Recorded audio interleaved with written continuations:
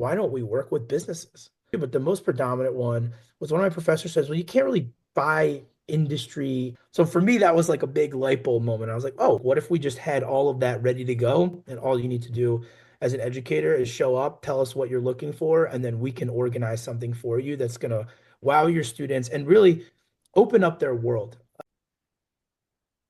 Welcome to the Business Growth Spotlight podcast, where we shine the light and talk with business leaders from all over the world to share their insights and expertise so we can all grow together. I am your host, Heidi Schalk, and I am the co-founder of the Spotlight to Scale Accelerator, where we drive revenue for companies by making sure they are seen as the authority and go-to expert in their industry versus just another product or service. I am thrilled to be introducing you to my guest today. We've had some chatting behind the scenes, and I'm really excited to dive in. So welcome, Jordan Levy, to the show, and thank you for joining me today. Thank you for having me, Heidi. Absolutely. So Jordan is with CapSource Technologies. Jordan, can you start with telling us a little about you, who you are, what you do, and a little bit about your journey? Yeah, sure. So my journey started as a very committed, dedicated student pretty much throughout my whole academic life. I was part of the top of my class in high school, got into the college that I went early decision on, which was Lehigh University. So everything was kind of moving along as expected. I kind of felt in general like my high school gave us opportunities to learn about careers out there, but really I had no clue what I wanted to do for sure. So I followed my mom's guidance, who said, "You're going to be a business guy. You should study Moms business." always know best. Tell my kids that. Exactly. So yeah, so basically I applied for direct entrance into Lehigh's undergrad business program and just followed suit, right? Same thing that worked in the past. Front of the classroom, always participating, and I felt like it was a very engaging environment, which is really all you want as a student. And then, comes time to declaring a major, I ultimately took advice from the people that I was surrounding myself by, which was predominantly folks in the business school and folks in my fraternity.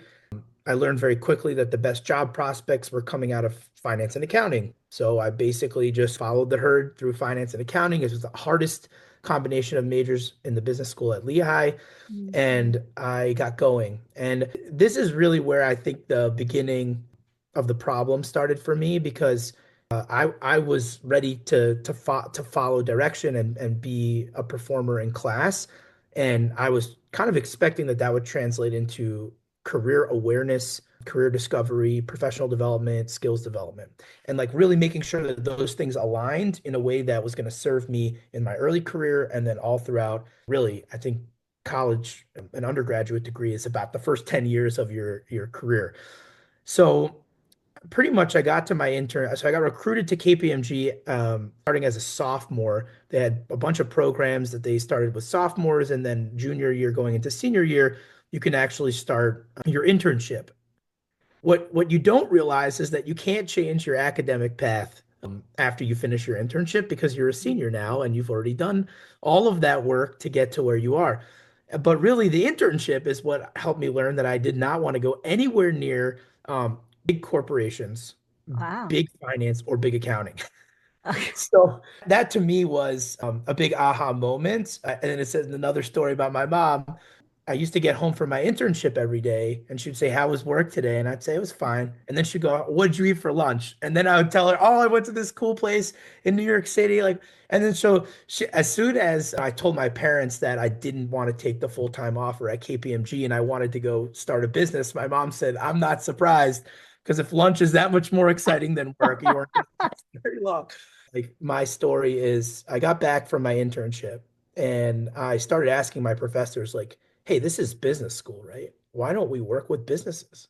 Why aren't businesses and working professionals a regular part of our programming here?"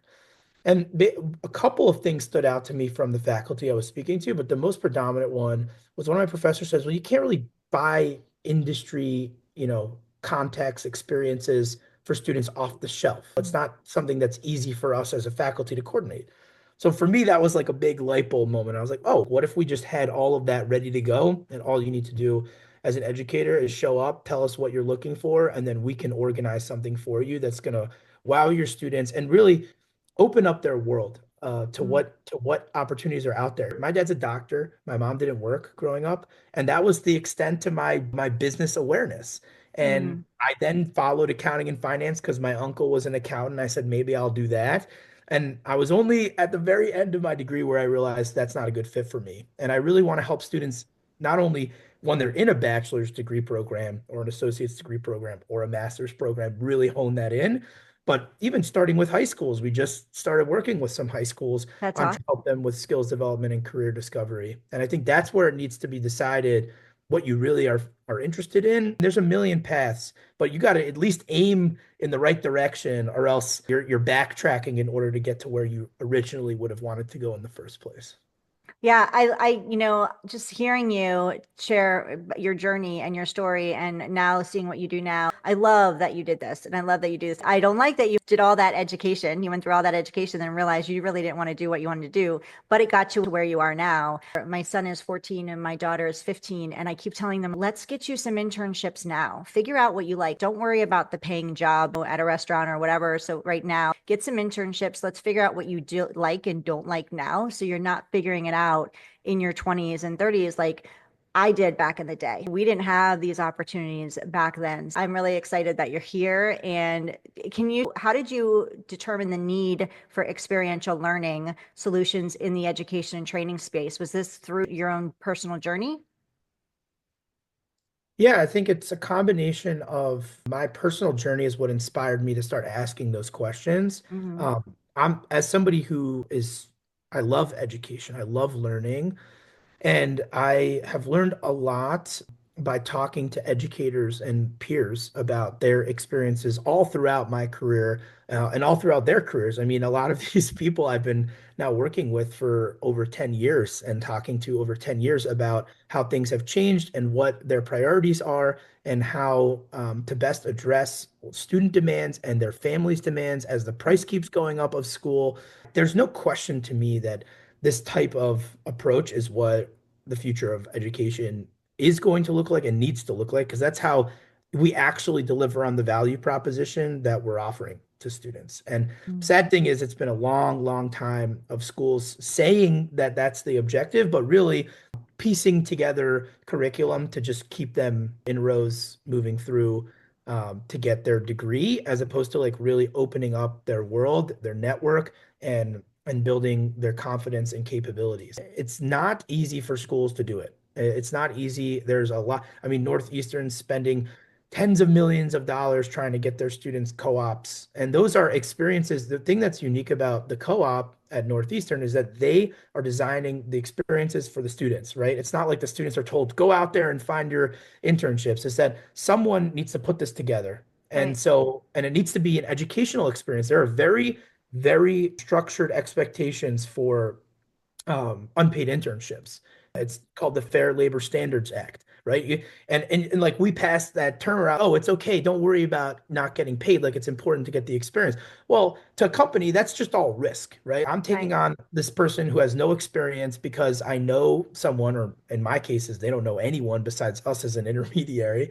How can I reduce the risk to nothing and increase the opportunity of success and outcomes for my business and for these students as high as possible? And that Mm, just comes to intentional design of these experiences.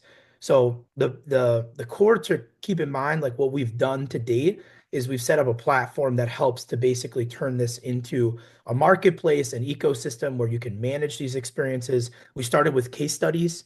Case studies are just basically a widget of learning from a company. You get to work on Caterpillar trying to change their their mining division of heavy machinery into electric, and they're trying to figure out what is the supply chain going to look like in 2050, right? That case study is something that's going to be relevant for supply chain students, for geopolitics students, for operations students, and for engineering students of all sorts. And so it's just a very exciting way to get students to be the protagonists of their own learning journey. A lot of mm, times they're the educator's the protagonist and they're just, along for the ride. And I right. think if we allow students to have these experiences, then they can be the protagonist.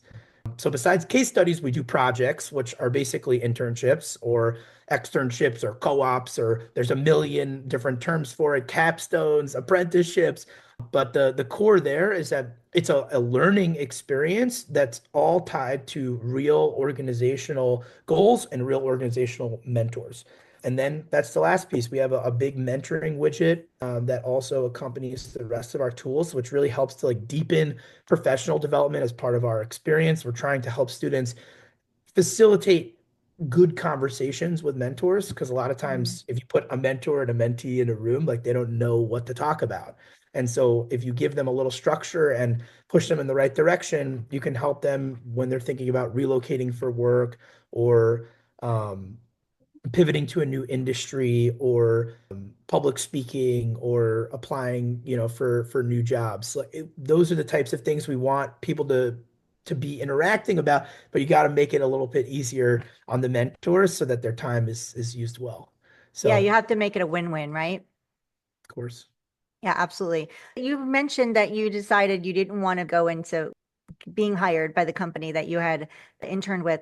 So is CapSource the company that you started Yeah, originally? so Yeah. I started a previous business when I was a student in school, Okay. and then a big opportunity came along to do projects for the Fordham graduate program. So we were doing case studies only, and then I felt like we kind of needed to. I'm a firm believer that the schools need to dictate where this model goes because if you come in with an approach, the schools have to reorganize to adapt to it. And it's a little bit of a slower adoption process to be that flexible, but I know one question coming up is what differentiates us, and that's really it, right? It's trying to offer schools a tool that allows them to be unique and deliver unique programming that meets their very unique student Mhm. population, faculty facilitator interests, and industry partner network. If Fordham wanted to do a special program where they do it a hackathon over a weekend. So we can facilitate that. There's another program with Notre Dame we've worked on where they send the students in between semesters. The MBA students got to do a 1 week on-site consulting project for companies all over the world. So we were helping them set up all the logistics for that program, who they're working with, what they're working on. So these are experiences that are unique to these programs. And Mhm. so we don't want to say, oh, we help you run case competitions, and then they want to do a hackathon. Look, it's Right. all the same. It's organization that's agreeing to work with students on a scope that's defined in advance and a set of commitments that are reasonable and ultimately are going to result in a win-win, like you said.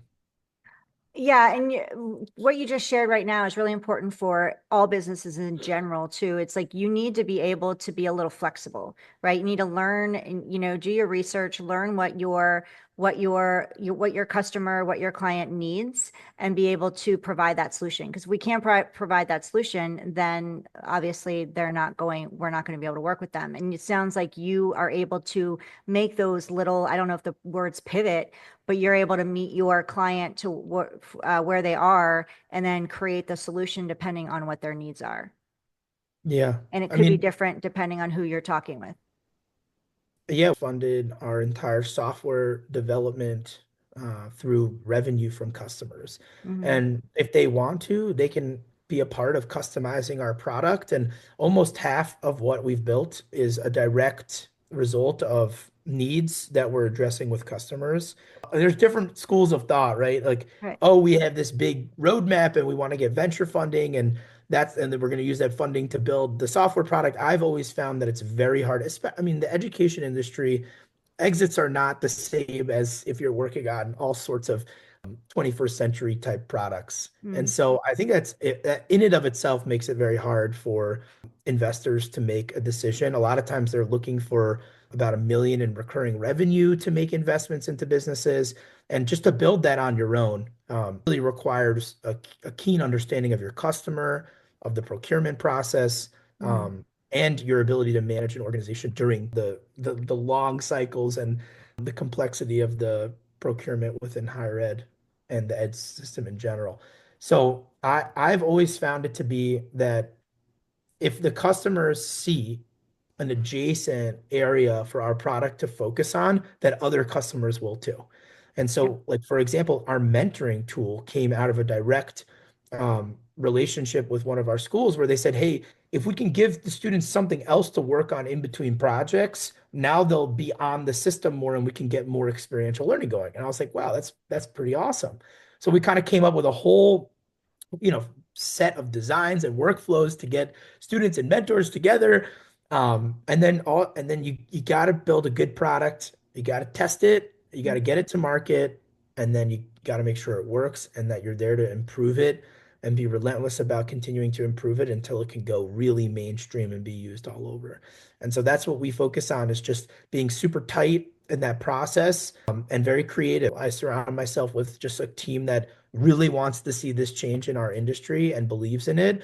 And we're so creative and we have joy, you know, in doing this. Yeah, it's work, but just getting a chance to flip through my email and seeing all these companies and all these schools working together and knowing that we could just reach out to these organizations that we shop at and that we know, just because everybody wants to work with students. It's just the complexity of setting up their own program, needing to take on all that risk themselves.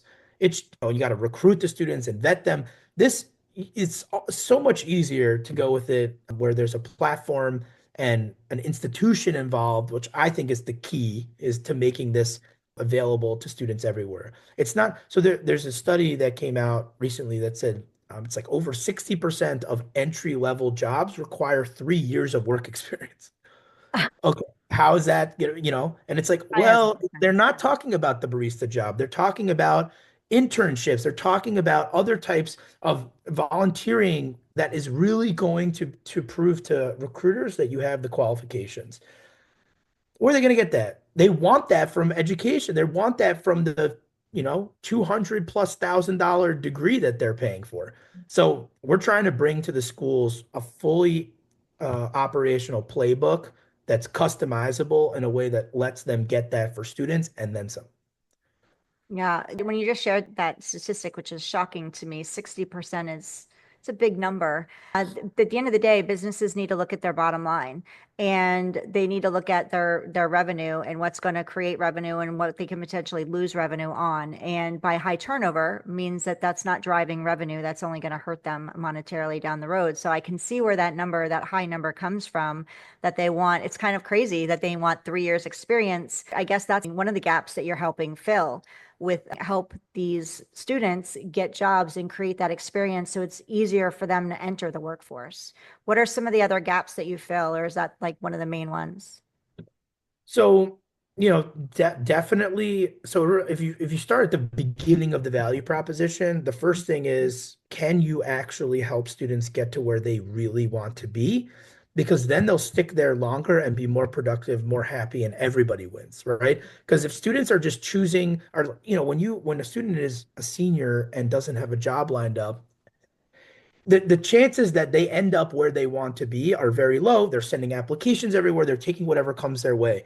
We like to think that it's almost like reversing the recruitment process. It's flipped hiring. You give students a chance to demonstrate their capabilities by teaching them about your business and your different departments and functions that they're interested in. So if they're, I mean, the simplest way to look at it is if a student is applying for a marketing job, give them a marketing case study to work on. It doesn't matter how they interview. If they put together a marketing schedule for you that looks 10 times better than the last person you hired, that's probably someone worth giving an opportunity to work with you. So that's, I think, the first value. I think another big gap is the expectations that are set on institutions versus the reality of what's delivered to students and their families is a Mhm. big gap we're trying to fill. Preparedness. So there's a big organization that follow like the Bible called NACE, the National Association for Collegiate Employers, and they publish frame. My favorite thing that they do is they publish a framework that talks about the top 8 career competencies, which basically what does every student need to have some competency in order to be successful in any type of organization. And I think that for us, that was very helpful in helping us understand what do these projects really need to touch on. But also it helps us make sure that students are prepared for the workplace. And so, you know, there's to some extent it's getting to the right place, and the other extent it's actually making sure that when they're there, they are qualified to be there, and they're going to be a good reflection on the school, their Mhm. academic experience, and the skills that they have in the background that they're bringing to the table. So those are some of the big ones. I think another big gap is internships are traditionally a lot more expensive to run than they're worth. So if you can bring the cost of running internships down, then obviously the supply should increase drastically. So I think that's another big gap that we look to fill. Yeah, I think the last one is kind of it's a little bit more of an aspirational gap, but there's so much to be said. Like I believe a lot in a similar vision to you of like, we're just one big global community here. Yeah, there's competition and everyone wants, to get that extra dollar, and which means someone else is not getting it. But I'm a huge believer in cooperation, collaboration, and open innovation. And so the case library that we boast, which is like 150 live projects that you can work on at any point with students at really any level, right? You can talk to a middle schooler about how like how to help Donato's Pizza, which is a Midwest pizza chain that has a huge partnership with Red Robin's. It's like, how do you help them get more young people in the restaurant? That's such an easy thing to talk about with middle school and ninth grade students. And it's just really important that those students feel like their ideas are valuable to these organizations. And if you talk to a middle schooler about that, that might actually change the entire way that they think about maybe I want to be a restaurateur, or maybe I want to be a marketer for a food service company or for a CPG company because I'm really curious about this very narrow sliver, which I never would have thought of because no one ever asked me, you Right. know? So I think those are some gaps, but hopefully some more. And I think the more gaps you fill, the more solid your bridges. Yeah, I love that you just brought up the age group that you did and talking about that because I think everybody, no matter what age you are, wants to feel heard. They want to feel seen and they want to feel valued. And the more that you can show people that you value their opinion and you ask questions, the more likely they're going the more they want to do for you, right? And you also shared about collaboration, and I'm a big believer on collaboration, connection. That's all currency. And basically, I always tell people like if you're feeling stuck of what to do next, focus out. How can you help someone else? And when you can help someone else, you're going to get to the next steps. And many of the time, they can end up helping you get clarity on what your next step is or where you need to be going. So I'm a big believer in connection and collaboration. I think it's key in driving success in business. So let's talk about Jordan trends because everybody likes to talk about trends. We're at the beginning of 2025 now. So what trends do you see shaping the intersection of education, training, and corporate engagement over the next few years? There's definitely a lot of trends that are impacting the industry. Obviously, enrollment and the type of student that's enrolling is drastically changing. So there's a shrinking population of the traditional 18-year-old enrolling, but there's also more interest now um, in students starting, an undergraduate program in their 20s, but that also means that they need to be accommodated differently. So that's a big trend that's been happening and is definitely becoming more pronounced. Another one is AI. Like honestly, I just recently did a board service class, which basically walks you through.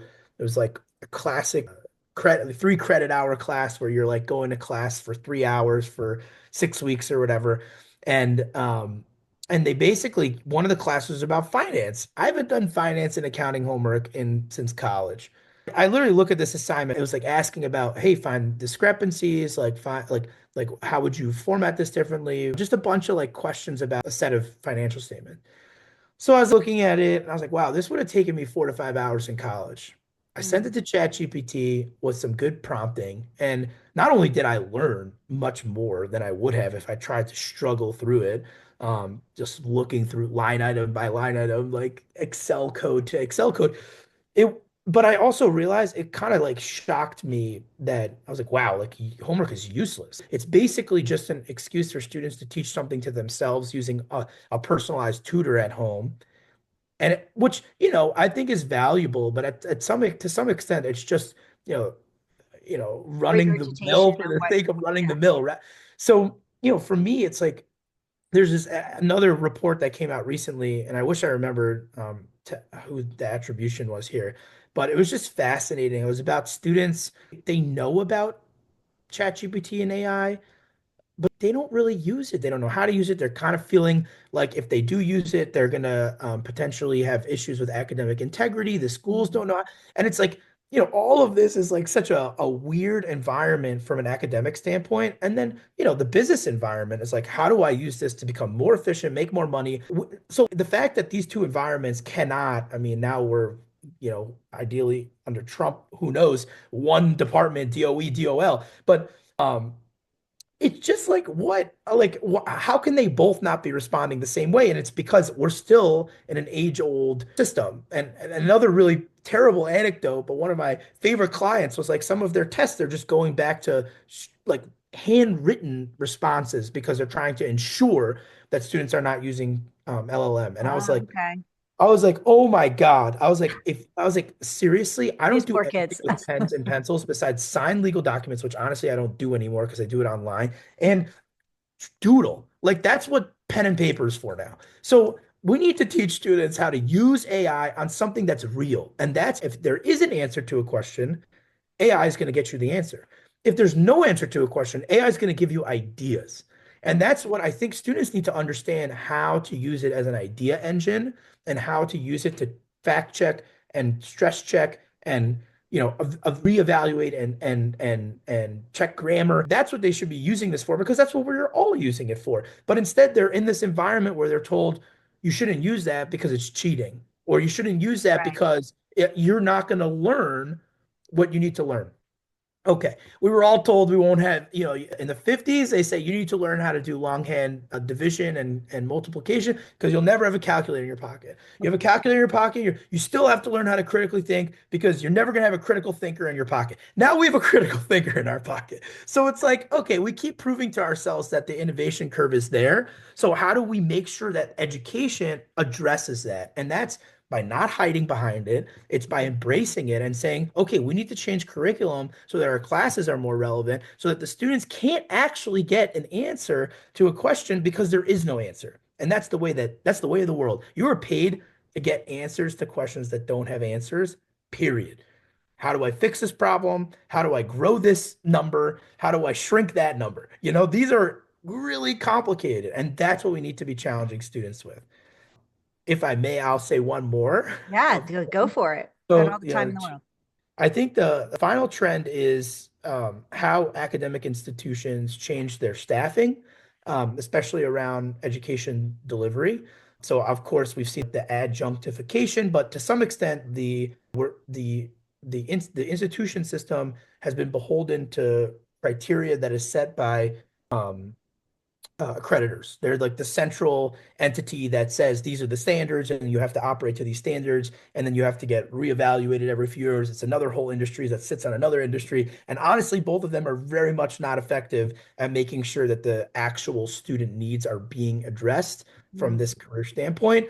And so I think that that's really the last thing to be changed here that will ultimately put a lot more pressure and or allow for a lot more opportunity and creativity in education, programming, design, and delivery at schools. So a lot of this is going to be a lot more digital and like kind of native digitally with non-traditional students using AI. So you're kind of like all three trends happening at once. Yeah. There's a great website called Holland IQ. They kind of study, they have a big report called 20 Education in 2035, which I think has just been very interesting to kind of keep track of. I first heard about it in 2020 and it's been 5 years. So they're kind of a third way through their roadmap. And some things are very true, some things are very, very true, and other things are like, I wonder if that's about to happen. So, Well, thank you for that. All that information was amazing. And AI, you're right about it. And I've talked to a few people about AI because AI really for quote unquote the world, it really hit the scene hard in the past year. But it's been around for a really long time. It's just we haven't seen it like we've seen it in mostly in the last year or two.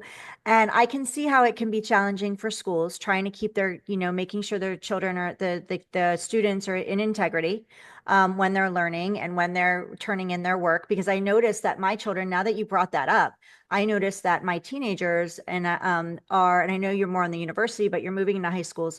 they've moved to a lot more paperwork now, because I'll ask them, like, I don't see it turned in. Oh, that was paperwork we had to turn in. So the grades haven't been uploaded yet. Where if it's turned in digitally, the grades are uploaded right away. I'm curious if they're moving more to paper now, like you said, because of they're trying to keep them out of the AI. The thing about that is that the AI is not going away. It's only going to be used more. And the companies that you're preparing these students for to, or the careers you're helping these students like be prepared for, are using AI. And that's only going to keep evolving, not disappearing. So it's going to be interesting, I guess, how these educational universities and schools are going to navigate that going forward. Yeah, I think so. I mean, it's kind of like during COVID, right? When Yeah. COVID descended on America, we had kind of this like come to Jesus where we were like, oh, we need to definitely keep these kids engaged while they're home Mm, because their parents need to work and they need to learn or else they'll be way behind. And to a lot of extent, it's obviously not as easy to be as engaging virtually and make sure that students are as present, but, all of that, has just like our workforce has evolved. Like I was working virtually way before COVID. We CapSource has been virtual since we started. I always said I want the best employees from wherever they are that we can afford and not ones that are sitting, down the street from me. And I have no problem collaborating. Yeah, I don't know if they're working right now. I don't care if they're working right now. I just care that we get done what the things are that are our priorities. So, that it felt like the world like worked together on coming up with a solution. It feels like AI, it's almost like people, like the schools, like everyone's kind of going in their own direction because they're trying to figure out like how does this pertain to me? But you're right, it's not going anywhere. The longer the schools wait to embrace it, the more trouble the students are going to have to enter the workforce and show efficacy in this digital fluency. So one of the NACE 8 career competencies is digital fluency. There's a really great comedian I was watching who was talking about how, like, in this room right now, there are baby boomers who can't right click, but there are, people who are auto trading cryptocurrency in their self-driving Tesla. And so it's like, okay, these are drastically different populations that exist simultaneously in humanity. And his big like punchline is like that's the biggest gap of information and digital competency that we'll probably ever have on planet Earth, mm, right? Because it's not like when like think about like from 1900 to 1950, like there was a lot of innovation, but there a was lot. nowhere near as much innovation as there has been from 1975 to 2025. So, like that is crazy. And we have all of the people who grew up in all sides of that alive right now, trying to collaborate, Yeah. raising each other. So I thought it was an amazing. I love taking these anecdotes from all these things, seeing how it really comes to fruition in our community. And my hope is that people kind of realize that like every time something new comes out, I'm not saying rush to the shiny new thing, but Right. this is clearly not one of those things. Yeah, So clearly. we got to embrace it. And Yeah. how do you embrace it? You talk about it. You talk about how to use it. You talk about not how to use it. You talk about how to fact check it, right? I asked Right. ChatGPT like 6 months ago, I said, what team is Caitlin Clark on? And it said, Caitlin Clark's still in college. And I was like, no, she's not. And Just it like was like, no, no, Google, she you know, is. And then I sent it the roster of her team. And it was like, I was like, read me the roster. And it like lists Caitlin Clark. So I was like, is Caitlin Clark on this team or is she in college? And he's like, it still said she's in college. And I was like, so sometimes you just have to sniff test. That's more important than anything else, right? right. Does this smell right? Does this look right? The same thing with how people take advantage of other people online, right? Does this Yeah. website look right? Does it smell right? But maybe before you purchase something, Google the name of that website and see if it's legit. And I Right. think those are the types of things that these are critical skills that we need to teach our next generation, not just say, well, we're kind of uncomfortable, so I don't know if I want to try and be the one to teach you that. And I think that that's really sad. Yeah. And chances are they're using it in other areas of their life anyway. They're just not allowed to use it in this environment, which is going to hurt them in the long run when it comes to creating, finding their career that they want to step into. Because like you said, they're not going to be up to speed on it. Before I go any further, I had two more questions for you. I didn't embrace AI when it first came out. I was like, oh, I don't know what this is doing. It's kind of crazy. And you worry about intellectual property and things like that. But at the end of the day, it's not going away. So we have to take it with a grain of salt. You use it to the point where it can support you and help you in the ways that you want it to. And like you said, sniff out, make sure you're fact checking, and don't take it as the end all be all. Like, you need to use your brain and your mind and your creativity to expand upon that, and go forward with it. So my next question for you is, what as you are an entrepreneur with co-founding or starting CapSource, what strategies have you used to grow CapSource, and what advice would you give to others who are looking to scale in the EdTech industry or in business in general? Oh man, there's so much to unpack, but I talked about one being very customer focused. You have a choice about being customer focused or investor focused. If you're investor focused, there's a lot of upside, but there's also a lot of downside. There's also some complexity there. And it might just not, like in my space, I've tried, but it is not really a very friendly, like high investment arena. In fact, I think last year was like the lowest investment in education technology globally since 2007 or 8. So it's like really sad that like Yeah. we have so much, we're asking of so much of the schools to perform differently, but the schools are not empowered to make decisions to add tech and other types of resources that can make an astronomical impact on students. Therefore, the demand of software products and third parties is not as high. So for EdTech specifically, I think you really need to be customer focused. Um, I also think it would be ridiculous not to talk about the importance of building a team and building trust and building culture and the challenges and trials and tribulations of choosing the wrong people, sticking with the wrong people for too long, Mm. not rewarding the right people enough, even some of the minor things like how to show gratitude to your customers and keep them happy. I mean, there's just so many things. I think a big thing that I wish I could do more of is be present at conferences so that the name, when they see it in their inbox, they've seen it before. It's just so expensive. It takes time away from my my family, which I obviously want to spend a lot of time with. So I think those are really important for any industry, super important for education because of the very limited dollars. One of the things that Holland IQ published is that compared to other organizations, education is like a fraction of the investment into technology that other organizations do. They invest into physical infrastructure, they invest into personnel. Every time that there's a problem in higher ed, they're throwing a person at it, not technology. And that's great for a temporary fix, but it's not a holistic solution. And it certainly won't scale to more than, X amount of students. I've seen some very powerful individuals, but at the end of the day, you're not running, 1,000 co-op experiences as a single individual at an organization. But if you have a good tool, you should be able to do that. So I think, yeah, got to treat your customers well, got to treat your team well, and it's all in balance. One of the things, like everyone always says, like, "Oh, I'm flying the plane while building it." And I'm like so sick of that expression. So I made up another one. I say, starting a business is like it's like frying an egg in every room of your house, but every single year you add another room to your house. So you just got to keep it from burning down. I love that. It's good. Thank you so much for that.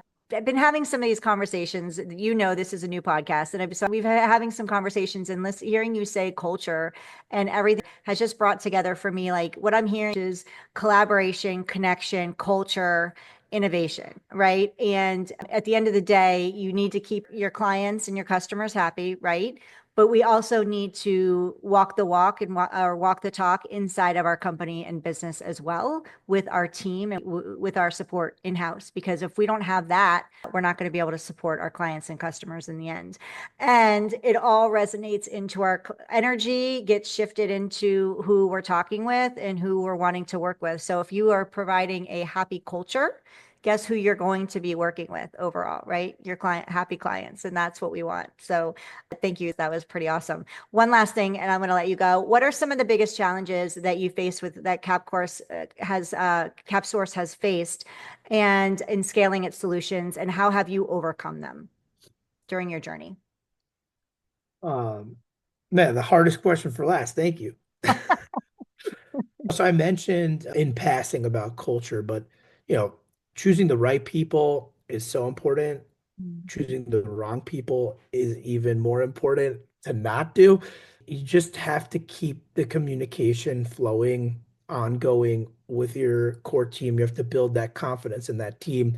Make sure you have the best people working on building solutions and and keeping I think one thing that if everyone is not aligned on the vision, Mm, not necessarily on the impact, but how you want to get there and how you want to make that impact, it's very difficult to get it aligned after they start, right? So if someone's under the impression that we're on a roadmap to raise several $1 million, but really our roadmap is we're going to build this step by step with customer influence, it's not really conducive to a productive conversation. So I think that to me is really important. I think the other really huge challenge for businesses like ours is you have a very huge, complicated tech product. And so you got to maintain that and build it at the same time.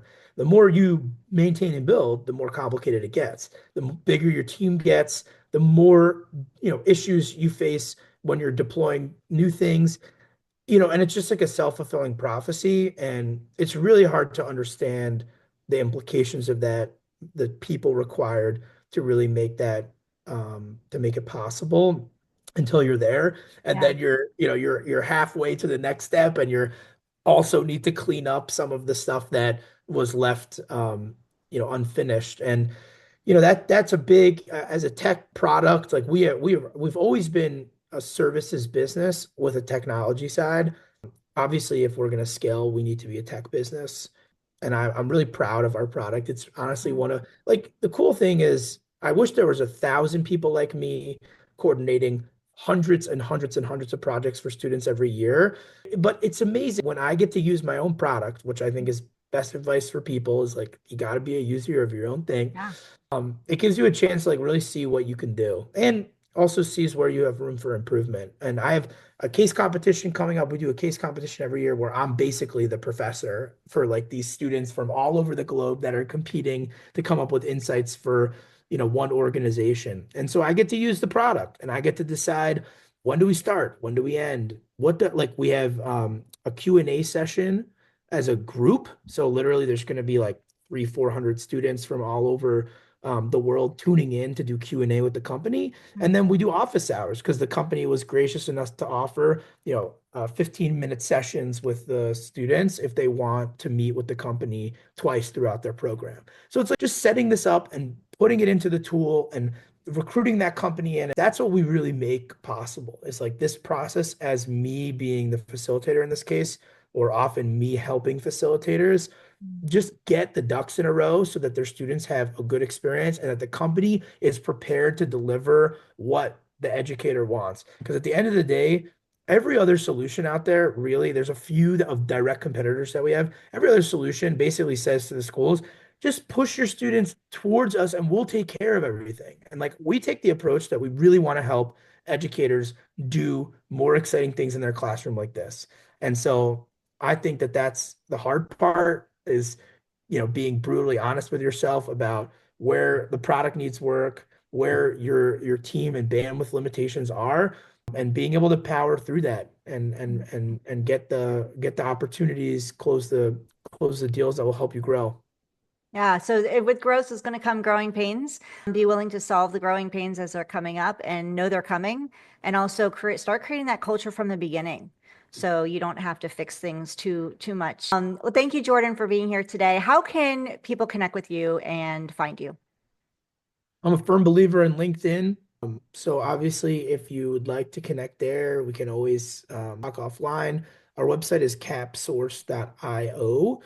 You could register and check out our platform for free, start exploring it, see if it's something you want to use. There are so many applications. We've used it, all from middle school, high school, undergrad, grad, associate degree program, all the way through professional training and development for working professionals. It's really fun to do hackathons where employees get together with people from other departments and kind of like figure out innovation for the organization. It builds culture, it builds cross communication across departments, and really just gets people excited about the business. So we love doing those. And then I'd say, other than that, we have, if you're an industry organization of any kind, we'd love to get you involved in some projects. We have stuff coming up. We pretty much do stuff all fall and spring and then summer. So right now we're obviously in the spring cohort, and then we're always ramping up for the next one. So reach out and we can find something. A lot of them are free. Some of them require financial investment from industry organizations, but most of the time we try to keep the engagements for free. We also have other tools that are free, like our case studies are free for companies so that they can post a project for anyone, and get people working on it and crunching some ideas down for them. So it's been a pleasure and honor to be a part of this with you, and I appreciate what you're doing for your community and for ours. Thank you for being here. I'm so grateful for your time. I know we've gone over, so I apologize for that, but I thank you for sharing all the information. I think what you're doing is incredible and your company is truly amazing. Having students myself, children myself, I just think it's, what you're doing out there for them is truly I'm grateful as a parent that you're doing what you do. So thank you. Reach out to Jordan and connect with him. He's a great guy, very personable. He's easy to connect with. Get to know him and CapSource a little better. So if you feel like your business is blending in and you're ready to grow your visibility, be seen as the expert in your space, and scale to the next level, then grab our Spotlight to Scale blueprint. To get started, you can download it at spotlighttoscale.com/blueprint. Again, go check out Jordan and CapSource at capsource.io. Jordan, thank you again so much for your time today. I really appreciate it. Thank you, Heidi. Thank you, everybody.